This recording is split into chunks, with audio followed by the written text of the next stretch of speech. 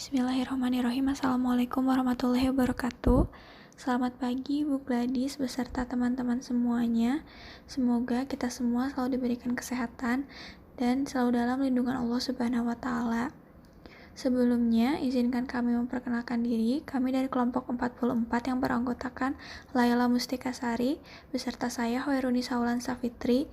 Pada kesempatan kali ini kami berdua akan menjelaskan mengenai sebuah jurnal yang ditulis oleh Daria Marcani Rivera dan kawan-kawan yang berjudul kerentanan pH oksihemoglobin 23 heterodimer pada organisme Lucina pectinata. Untuk materi pertama yaitu pengenalan atau introduction akan dijelaskan oleh saya sendiri, Hoeruni Saulan Safitri. Yang pertama, hemeprotein. Hemeprotein terdiri dari berbagai macam protein yang khusus untuk molekul yang memiliki reaktivitas kecil seperti O2, NO, CO2, dan H2S. Fungsi dari hemeprotein ini tergantung dengan keberadaan spesifik residu asam amino yang terikat pada sisi aktif protein tersebut. Keberadaan asam amino ini merupakan hasil adaptasi dari suatu organisme terhadap lingkungannya.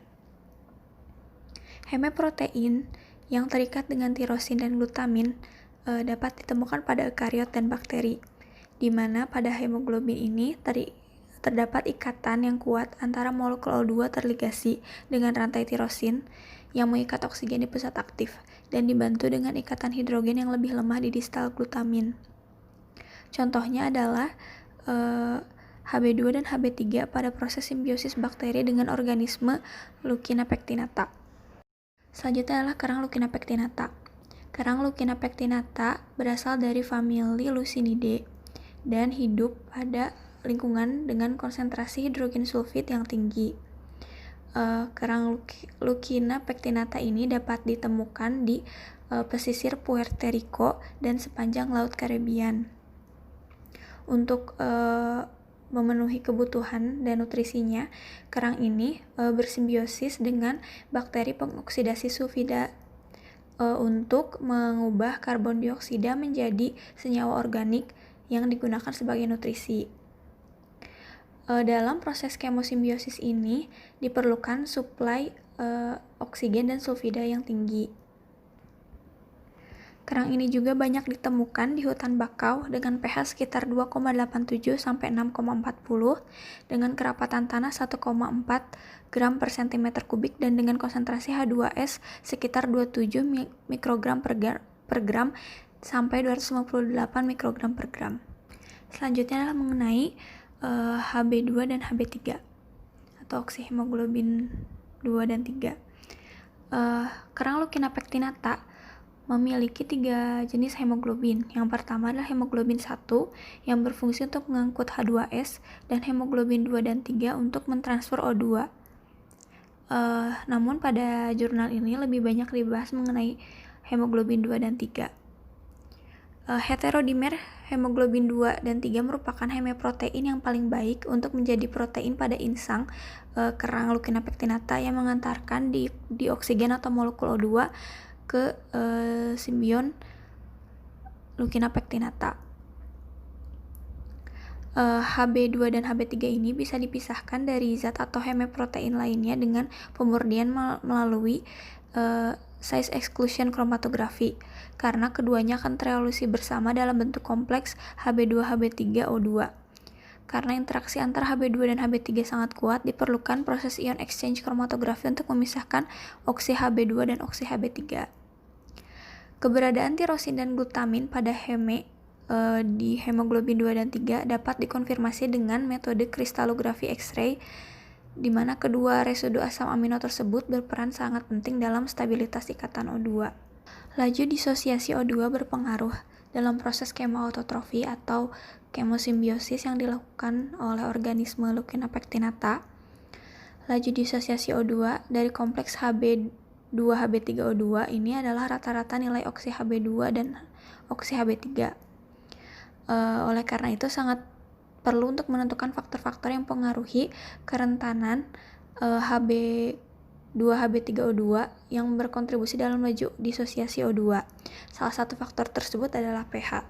pH secara langsung mempengaruhi ionisasi pada asam amino yang menjaga kestabilan O2 pada kompleks Hb2-Hb3O2.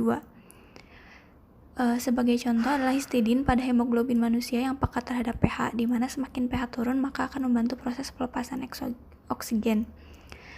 Besi pada kompleks heterodimer hemoglobin teroksidasi sebagian pada kondisi asam dan diperlukan pengoksidasi kuat seperti potasium ferricyanide agar dihasilkan 100% turunan met aquo Hb2-Hb3. Namun proses ini tidak terkait dengan disosiasi O2. pH asam menghasilkan perubahan konformasi pada kantong heme, tirosin, dan glutamin yang mengindikasikan bahwa pH merupakan faktor penting yang mengatur ikatan hidrogen pada kompleks heterodimer oksihemoglobin. Perubahan ikatan hidrogen antara heme O2 dengan gugus tirosin dan glutamin ini yang kemudian diindikasikan berkontribusi pada disosiasi oksigen dalam heterodimer oksihemoglobin dari organisme Leukina pectinata. Selanjutnya ialah bahan dan metode. Pada penelitian ini terdapat 4 tahapan metode. Nah, yang pertama adalah pemurnian protein dan persiapan sampel. Pada tahap ini, kompleks Hb2-Hb3 diisolasi dari jaringan Ctenidia Leukina pectinata dengan menggunakan metode FPLC berdasarkan Krauss-Wittenberg 1990. Kemudian, kompleks yang didapat diverifikasi dengan menggunakan spektroskopi UV vis dan dikarakterisasi soret dengan panjang gelombang 414 nanometer dan pita Q 540 nanometer per 576 nanometer. Kemudian konsentrasi kompleks yang didapat ditentukan dengan menggunakan nilai rata-rata koefisien extinction menggunakan Shimizu spektrofotometer UV 2600. Tahap kedua, titrasi kalium ferricyanida dan spektroskopi absorpsi optik. Pada tahapan ini dilakukan titrasi Hb2-Hb3O2 atau oksihemoglobin dengan kalium ferricyanida 40 mmol. Nah, diukur menggunakan spektrofotometer Shimizu UV 2600 dengan pH 4-9 dan dari panjang gelombang 350 hingga 750 nanometer dengan pengukuran masing-masing. Kemudian pada tahap ketiga, kondisi kristalisasi. Pada tahap ini, sampel protein yang sudah didapat tadi kemudian direndam di dalam air suling sampai konsentrasi 30 mg per mililiter.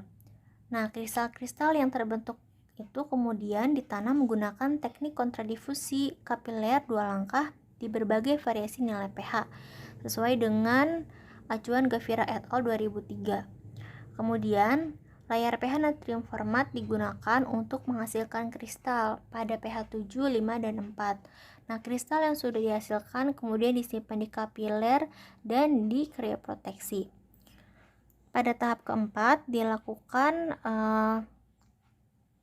penstrukturan dan kehalusan kristal yang telah didapat. Nah, pertama, pada tahap ini dilakukan pengamatan struktur kristal menggunakan SSRL, Stanford Synchrotron Radiation Light Source. Nah, kemudian data yang diperoleh diolah menggunakan SUD HKL 2000. Selanjutnya, struktur yang didapat diperbaiki dengan dilakukan dengan Ref Mak 5 dan Phoenix. Nah, selanjutnya struktur tersebut ditingkatkan dengan metode penggabungan parameter TLS 49,5. Nah, modelnya ini dibuat secara manual dengan COOT. Selanjutnya adalah hasil dan pembahasan. Untuk yang pertama adalah proses titrasi dan spektroskopi absorpsi optik. Di sini terlihat grafik hubungan antara panjang gelombang terhadap absorbansi kompleks Hb2 dan Hb3O2 dalam berbagai pH dan tanpa penambahan pengoksidasi K3FeCN6 atau potasium ferricyanide. Grafik ini menunjukkan bahwa pada daerah 400 nanometer, 540 nanometer, dan 575 nanometer, absorbansi kompleks Hb2 dan Hb3O2 cukup tinggi, dan pada daerah 600 dan 700 nanometer mengalami penurunan. Pada grafik ini belum ditunjukkan pengaruh pH terhadap laju disosiasi O2 pada Hb2 dan Hb3O2. Pada grafik kedua, grafik hubungan antara panjang gelombang terhadap absorbansi kompleks Hb2, Hb3O2 dalam berbagai pH serta ditambahkan pengoksidasi K3FeCN6 dengan konsentrasi 120%.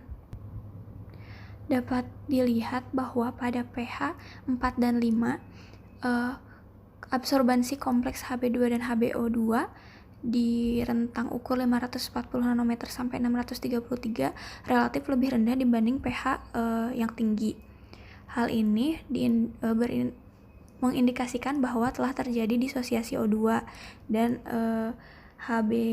met aqua Hb2 dan Hb3 telah terbentuk. Kemudian selanjutnya dilakukan lagi pengukuran pada panjang gelombang yang sama yaitu 633 nanometer dan dilakukan penambahan pengoksidasi K3FeCN6 pada berbagai konsentrasi. Grafik menunjukkan bahwa penambahan pengoksidasi tidak menurunkan absorbansi kompleks Hb2 Hb3O2 karena justru pada konsentrasi 0% lah absorbansinya yang paling kecil. Akan tetapi bisa dilihat dari grafik terlihat bahwa pH sangat mempengaruhi laju disosiasi O2 karena dengan pH yang sangat rendah, dalam hal ini pH 4 itu menunjukkan hasil absorbansi Hb2 dan Hb3O2 itu sudah sangat kecil. Maka dapat disimpulkan bahwa proses oksidasi hemeprotein dengan K3FeCN6 tidak berhubungan dengan disosiasi oksigen dari kompleks Hb2 Hb3O2. Akan tetapi yang mempengaruhinya adalah pH. Selanjutnya adalah hasil analisis struktur sinar X spesies oksihemoglobin. Pada gambar di sebelah kiri terdapat dua struktur tersier A dan B. Nah, untuk yang A ini adalah Hb2, sedangkan yang B ini adalah Hb3.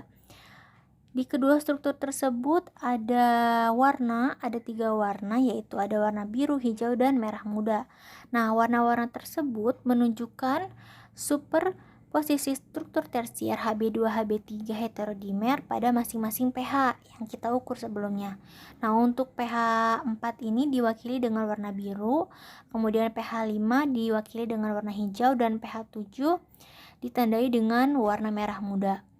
Nah, data visual dari hasil analisis tidak menunjukkan bahwa ada perpindahan yang signifikan pada proses keseluruhan rantai utama helix untuk rantai A maupun rantai B. Nah, namun demikian dapat terlihat pada bagian loop penghubung ada sedikit perubahan geometris yang sangat kecil sebenarnya. Nah, perubahan ini tuh kemungkinan disebabkan oleh si perubahan pH itu tadi. Hasil analisis selanjutnya ialah pemetaan kerapatan elektron kantong heme oksihemoglobin pada L pektinata. Nah, masing-masing di sini ada pH 7, 5, dan juga 4. Nah, untuk hasilnya pada pH 7, kepadatan elektron pada hemeoksigen Hb2 dan analog Hb3 relatif berkurang. Selain itu, monomer Hb3 dan homodimer oksi Hb2O2 akan terikat ke heme dengan dibantu oleh residu tirosin dan juga glutamin. Selanjutnya, sebagian besar spesies Hb2, Hb3 yang terdapat pada pH 7 akan tetap teroksigenasi seperti yang diharapkan dengan baik. Nah, untuk pH 5 dan pH 4 memiliki banyak kesamaan. Nah, keduanya ini menghasilkan jaringan ikatan hidrogen yang bersifat rentan terhadap perubahan konformasi. Selain itu, kerapatan elektron dalam jaringan ikatan hidrogen, glutamin, dan juga tirosin dengan gugus heme yang terbentuk itu tidak kontinu. Namun, pada pH 5, ligan H2O dan juga O2 dapat terikat dengan baik dengan Hb2, Hb3. Sedangkan pada pH 4, ligan H2O dapat terikat lebih baik dengan Hb2, Hb3 dibandingkan dengan ligan O2. Selanjutnya ialah superposisi 3p7 ke struktur heterodimer pada pH 5. Sesuai dengan gambar yang ditampilkan, untuk struktur heterodimer pada pH 5 itu disimbolkan dengan yang berwarna hijau. Nah, berdasarkan hasil analisis, dapat dilihat bahwa ketika monomer ditumpahkan secara individual, nilai RMSD hampir sama, yaitu 0,25 Armstrong untuk Hb2 dan 0,22 Armstrong untuk Hb3. Nah, hal tersebut menunjukkan tidak adanya pergerakan relatif dari rantai Hb2 dan Hb3 dalam struktur yang telah terbentuk. Nah, selanjutnya pada Hb3 rantai B, spesies oksigen yang telah ada ini dia berputar kira-kira 180 derajat dari orientasi yang diamati di 3PT7. Nah, terlihat oksigen tersebut mengarah ke rantai samping glutamin 66 dan salah satu atom oksigennya ini berada dalam jarak ikatan hidrogen dari atom N2. Nah, dalam orientasi ini ada kontak dekat dengan atom dari tirosin 31. Jadi, grafik ini menunjukkan oksidasi dimer oksihemoglobin ketika aliquot dipindahkan ke larutan natrium format 2 molar pada pH 4,6. Nah, pada proses tersebut terjadi yang namanya transisi metaquo untuk Hb2, Hb3 pada panjang gelombang tertentu. Nah, di sini panjang gelombang yang terjadinya transisi metaquo itu ada 3 panjang gelombang, yaitu pada panjang gelombang 405 nanometer, 503 nanometer, dan 633 nanometer. Adanya zat pengendap yang mengkristalisasi mempercepat proses oksidasi kompleksi oksihemoglobin. Selanjutnya kaitannya dengan organisme Leukemia pectinata. Pada percobaan skenario 1 menunjukkan bahwa pH dalam kombinasi penambahan potasium ferricyanide diperlukan untuk mendapatkan turunan atau derivat met aqua Hb2Hb3. Akan tetapi proses oksidasi ini tidak berkaitan dengan disosiasi O2 pada kompleks Hb2Hb3O2. Pada skenario 2 menunjukkan bahwa perubahan pH dapat menyebabkan perubahan konformasi Hb2 dan Hb3O2 dan adanya konsentrasi kecil met aqua Hb2 dan Hb3. Penurunan pH dapat merubah konformasi ikatan hidrogen pada Hb2Hb3O2 yang berpengaruh juga dalam mempercepat disosiasi oksigen. Lingkungan pH rendah atau bersifat asam akan membantu simbiosis kerang Leukemia pectinata. Penurunan pH terjadi jika konsentrasi hidrogen sulfit meningkat. Selain itu, pelepasan oksigen dari kompleks Hb2Hb3O2 meningkat 1,6 kali lipat dari pH 7 ke pH 5. Yang artinya juga bahwa pH rendah adalah pH yang paling baik dalam proses disosiasi O2. Maka kaitannya dengan organisme L. pectinata adalah konstanta disosiasi oksigen Hb2HbO2 pada kerang L. pectinata dipengaruhi pH dan konsentrasi hidrogen sulfit. Kesimpulan dari jurnal penelitian ini, yang pertama ialah hasil percobaan larutan menunjukkan bahwa pH dalam kombinasi dengan ferricyanide itu diperlukan untuk mendapatkan 100% bentuk turunan metaquo oksihemoglobin. Tetapi, prosesnya tidak terkait dengan faktor-faktor yang dapat menyebabkan disosiasi oksigen pada oksihemoglobin itu sendiri.